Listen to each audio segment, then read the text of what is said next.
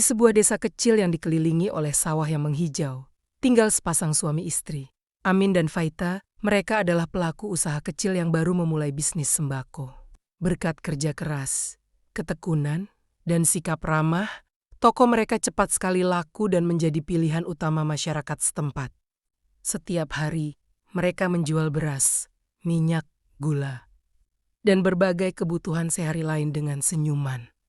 Menjadikan toko mereka bukan hanya tempat belanja, tetapi juga tempat bertukar cerita.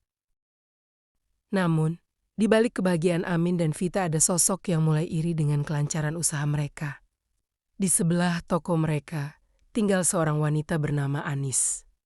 Yang selalu merasa cemburu dengan kesuksesan Amin dan Faita, Anis adalah sosok yang penuh dengan kecemburuan dan keinginan untuk menjatuhkan orang lain. Anis mulai menyebarkan rumor bahwa dagangan Amin dan Faita berkualitas rendah, bahkan mengatakan bahwa sembako yang mereka jual sudah kadaluarsa.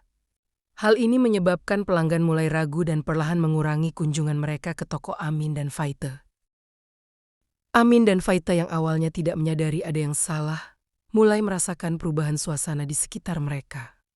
Penjualan menurun drastis, dan tetangga yang dulunya ramah, kini enggan bertegur sapa. Keduanya bersikap tenang dan tetap berusaha memberikan pelayanan terbaik, berharap bahwa kebaikan mereka akan terbukti. Setelah puas menghasut orang-orang dan menjelekkan dagangan Amin dan Faita, suatu malam, Anis tiba-tiba merasakan sakit hingga tidak bisa beristirahat.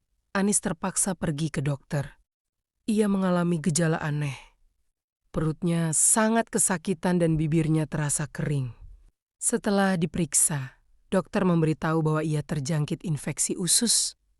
Namun, bahkan setelah beberapa minggu berobat, kondisinya tidak kunjung membaik. Rasa sakitnya kian parah, dan Anis semakin tersiksa. Walaupun begitu, Anis belum menyadari kesalahan apa yang diperbuat hingga rasa gengsi Anis lebih besar dibandingkan rasa sakitnya. Ia terus-menerus mengejek Amin dan Faita walaupun dalam keadaan sakit. Kalian pasti menggunakan bemban murahan dan main dukun, ucapnya sinis saat bertemu di pasar. Amin yang mendengar hal itu hanya tersenyum, mencoba untuk tidak terpancing emosi.